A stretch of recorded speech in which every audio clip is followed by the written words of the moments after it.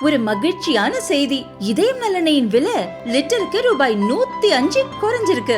September 2023ல 1 litre இதயம் நலனையின் அதிகபட்ச விலை ரூபாய் 503. ஆனா இப்ப 1 லிட்டர் இதயம் நலனையின் விலை ரூபாய் 398 மட்டும்தான் தமிழ்நாட்டுல. அப்ப இனிமே எல்லாரும் இதயம் நலனை வாங்கலாம் இல்ல? இஸ்ரேல் ஹமாஸ் இடையே 1.5 ஆண்டுகளாக போர் நீடிக்கிறது. 2023 அக்டோபரில் இஸ்ரேலுக்குள் நுழைந்து ஹமாஸ் அமைப்பினர் தாக்குதல் நடத்தியதே போர் மூழ்வதற்கு முக்கிய காரணம். அமெரிக்கா, எகிப்து, கத்தார் நாடுகளின் முன்னிலையில் 6 வாரங்களுக்கு போரை நிறுத்த கடந்த ஜனவரியில் இஸ்ரேல் ஹமாஸ் இடையே ஒப்பந்தம் போடப்பட்டது.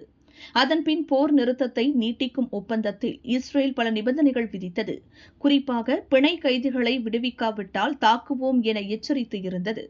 இச்சூழலில் காசா மீதான போரை இஸ்ரேல் தொடர்ந்து வருகிறது.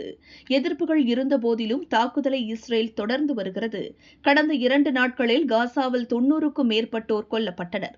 தாக்குதல் பற்றி இஸ்ரேல் பிரதமர் பெஞ்சமின் நெதன்யாஹூ கூறும்போது, காசாவிடம் போரிடுவதை தவிர எங்களுக்கு வேறு வழியில்லை என்று தெரிவித்தார். ஹமாஸ் அமைப்பினர் அழிக்கப்பட்டு பிணை கைதிகள் அனைவரையும் மீட்கும் வரை போரை முடிவுக்கு கொண்டுவர முடியாது. அப்படி போரிட்டால்தான் இஸ்ரேலுக்கு ஹமாஸ் படையினரால் அச்சுறுத்தல் இருக்காது. போரை தவிர எங்களுக்கு வேறு வழியில்லை, நெதன்யாஹூ தெரிவித்துள்ளார்.